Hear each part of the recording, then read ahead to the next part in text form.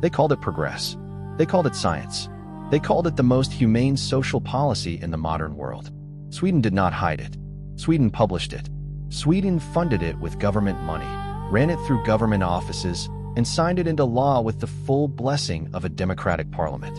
And for 63 years, nobody stopped them. This is not a story about a dictatorship. This is not a story about a war.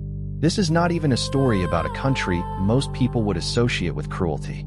This is a story about one of the most peaceful, celebrated, admired nations on earth, and what it did to its own people while the world was looking the other way. By the time this program ended, more than 63,000 people had been sterilized. Not prisoners, not criminals, not enemies of the state. Citizens, ordinary people, women who were told they were unfit, women who were told their children would be a burden to society, women who were handed a form and told, sign, or lose your housing, your children, your freedom. That is not medicine. That is a threat delivered in a white coat. Sweden passed the Sterilization Act in 1934, not under fascism, not under military rule, under social democracy. The party that built the Swedish welfare state, the same party that is still celebrated today for creating one of the most equal societies in human history, is the same party that decided certain people were not worthy of having children. Let that sit for a moment. The very architects of the Swedish model believed that a perfect society required a perfect population, and perfection, in their eyes, meant removing anyone who did not fit the design. The deaf, the mentally ill, the disabled, the Roma, the poor, the women who were simply inconvenient to the system around them. A state eugenics board was created with legal authority to decide who could reproduce and who could not. Scientists sat in clean offices. Doctors reviewed files without ever meeting the people inside them. Social workers knocked on doors. And women, the vast majority of them women, were escorted to facilities and sterilized. Some signed forms under pressure they did not fully understand. Some were told the procedure was routine and temporary. Some were children living in state care with no adult to speak on their behalf. And some simply had no choice at all. Here is what the Swedish government never told you. The word voluntary appeared in the law. It was written there deliberately, but the pressure behind that signature was anything but voluntary. Women in state institutions were told that sterilization was a condition of their release. Women receiving welfare benefits were told their support depended on compliance. Women in rural communities were told by the doctors they had known their whole lives that this was the responsible thing to do. When you are poor, when you are dependent, when you are isolated, a form placed in front of you by a man in authority is never a free choice. And the Swedish state understood that. They built the system to work exactly that way. The scientists who designed and ran this program were not fringe radicals operating in the dark. They were professors at Sweden's most prestigious universities. Their research was celebrated internationally. Their academic papers were read in London, in Berlin, in Washington. The world was not horrified by what Sweden was doing. The world was watching Sweden and calling it a model. While the Holocaust was unfolding in Germany, Sweden was running its own quiet, bureaucratic program of human sorting. Not gas chambers, not mass graves, just paperwork, just policy, just the slow and deliberate removal of a future from people who never had the power to refuse.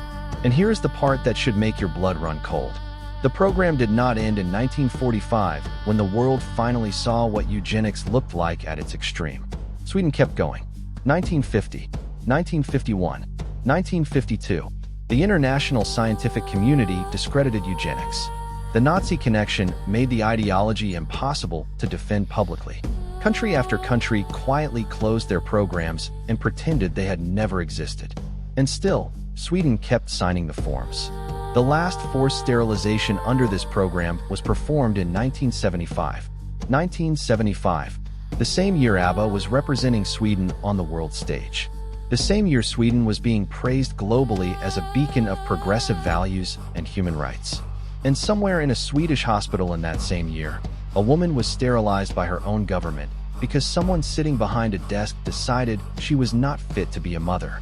No international headline covered it. No official was removed from their position. No one was ever charged. No one went to prison.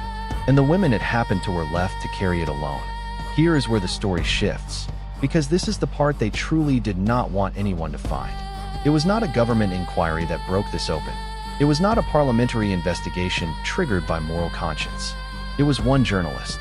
In 1997, a Swedish reporter named Maciej Zaremba published a series of investigative articles that shook the entire country. He found the files. He found the women. He found the records that the state had quietly archived. Not destroyed, not burned. Archived, as though they were proud of the work they had done. The women he spoke to were in their 70s and 80s. They had spent decades assuming they were alone in what had happened to them. They had spent decades believing the procedure had been their fault. They had spent decades living inside a country that told the rest of the world it stood for equality, for dignity, for the rights of every human being, while those women carried the silence of what had been stolen from them. When Zaremba's articles ran, Sweden could no longer pretend. The government admitted the program had existed. They admitted the scale. They acknowledged that the word voluntary had functioned as a legal fiction in case after case after case. And then they did what governments almost always do when the truth becomes undeniable. They offered money, a compensation payment, a number assigned to a human life that was permanently altered without consent.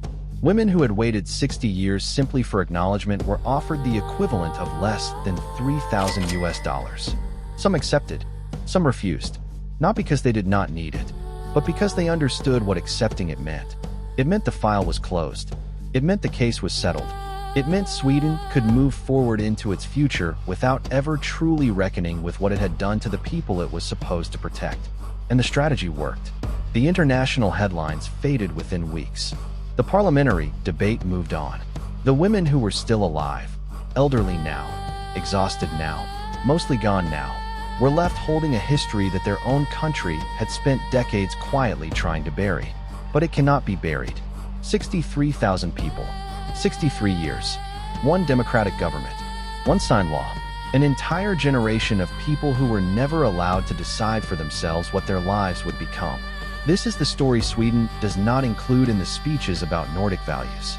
This is the story that does not appear in the conversations about progressive governance and social equality. This is the story that only survives because people make a choice, a deliberate, active choice, not to let it disappear. You watch this until the very end. That already puts you in the minority. Most people scroll past the parts of history that make them uncomfortable. You did not. And that is exactly why the Odd Archive exists. Not to entertain, not to shock for the sake of it, but to make sure that 63,000 people are not erased a second time, quietly, algorithmically, because the country that harmed them decided the story had become inconvenient. If this reached something in you, share it right now. Send it to someone who believes democratic governments do not do things like this. Send it to someone who thinks history has run out of surprises. Drop the word Sweden in the comments if you watched until the end. And if you believe this story deserved to be told, recommend the Odd Archive to someone today. Because the algorithm decides which stories reach people based entirely on what you do in the next 30 seconds. Every share is a signal. Every comment is a push. Every person you send this to is one more person who can never say they did not know. 63,000 people had their futures taken by a government that called it science. The least the rest of us can do is make sure the world never forgets.